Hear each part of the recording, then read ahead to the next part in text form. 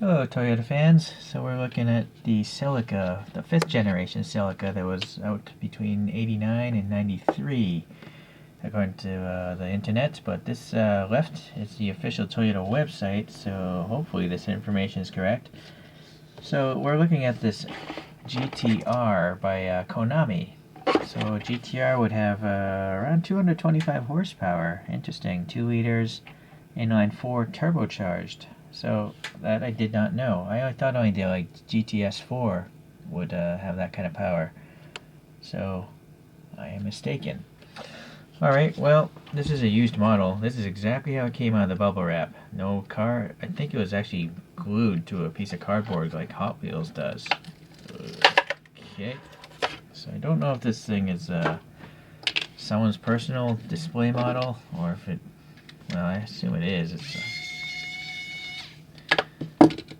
Alright, so this model is supposed to represent the first year of it, I guess, 1989.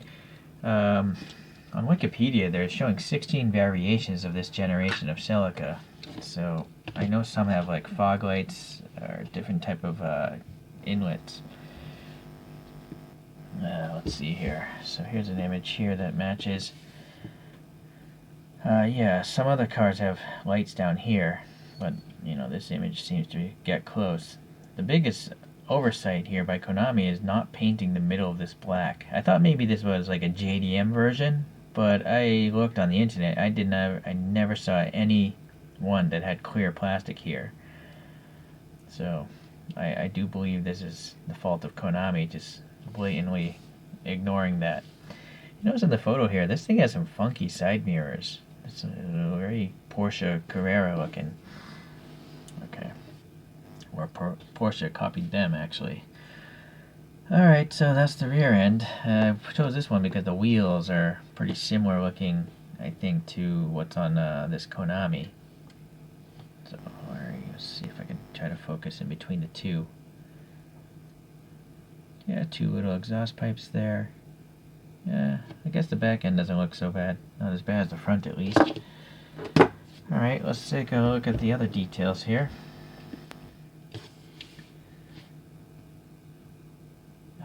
Come on, focus. Alright. So I do find it odd that Konami chose to blank off these wheels. You know, I don't know why they would have done that. Those should probably have air passing, or at minimum, some black paint would have been nice to have in there. Oh, some paint rash here. Quite a bit, actually. This door handle sticks out a little bit. That's a bump as well. And then they're painted. This molding is sticking out, painted. No suspension on this one. Some silver paint there in the mirror. Black paint for the window molding, and black paint again on the molding, but on the casting itself. Separate plastic bumper, but not on the front. The front is casted in. Some orange paint is missing there. Black paint and ribs there.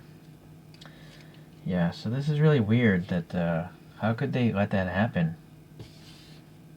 It's really strange, you know, to not paint that black.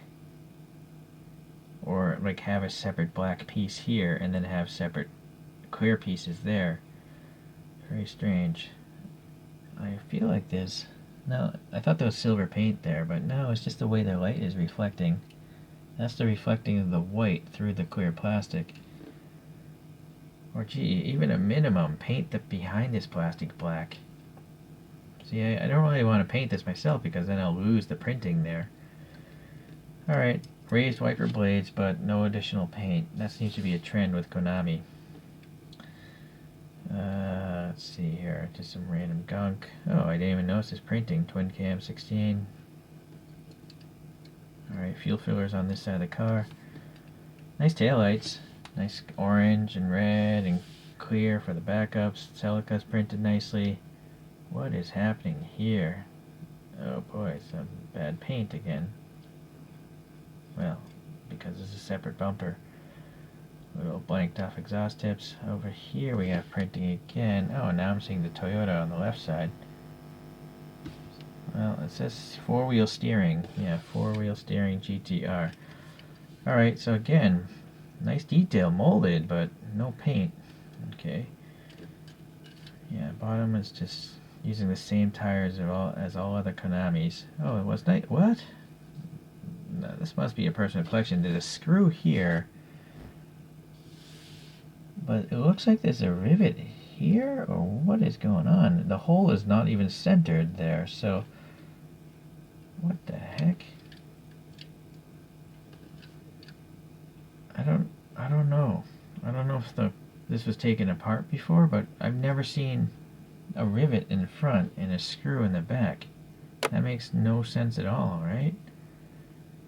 Very strange. That's another mystery of diecast.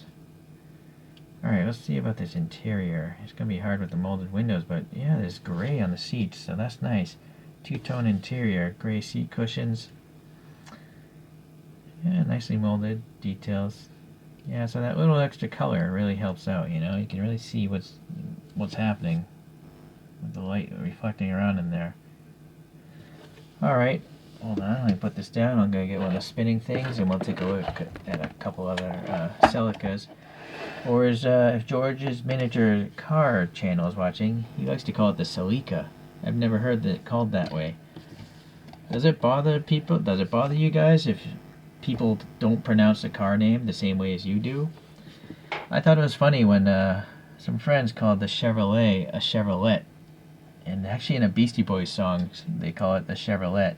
I think it's cool. You know, it doesn't really bother me. I just find it interesting the way other people pronounce things. Alright, anyways, the first model I'm going to pull out is by Daido. It's the Toyota Celica 1600 GT. There we go. It's one of those model kits that comes in a blister pack, and you just put it together. It's very easy to do. It's an alright model. Most Daidos don't have plastic taillights, but this one does, so it's a little bit special compared to the other Daidos. This next one is a 1970 Celica, but it's modified by Liberty Walk, so it's from the Aoshima Grachan collection. That one was called an RA20 body code or chassis code. This next one is a 1975 RA25 from Aoshima. So actually quite different, you know, the tails, it's a different car entirely, molding wise. Alright, this next car is by Konami, and it's the Celica Coupe TA40, and I think this was out between 1977 and 1981, and this is actually a better model, I think. It has also a much more colorful interior. It has a brown steering wheel, a brown dashboard, but gray seats, and a black rear platform behind the seats. I don't know what that thing's really called. It also has paint on the wheels, like a red dot. So more detail effort going on that silver Celica. Alright. The very last one is by CM's, and it's a rally car. It's the ST182 from 1991. It's a great model, actually. Alright, so let's go to the top view here.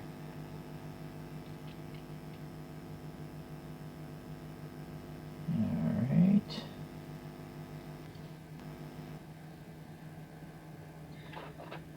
So the Celica, it's pretty cool.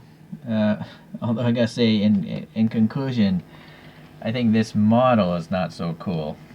I think the car is alright. Oh, and one thing I learned about, well, it's theoretical coming from Wikipedia, but Toyota engineers claim that this rounded styling, you know, this like use bar of soap styling, was to increase strength without adding weight, versus a more traditional boxy, sharp-edged corner kind of vehicle that would have, you know, come beforehand. What do you guys think about that?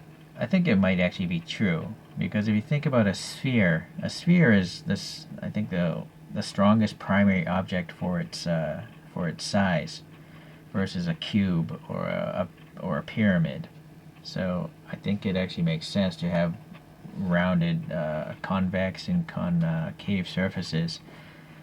Whether or not you appreciate the styling, I don't know. I think it's interesting. Now, I'm not sure if I'm going to get any more Celicas into my collection.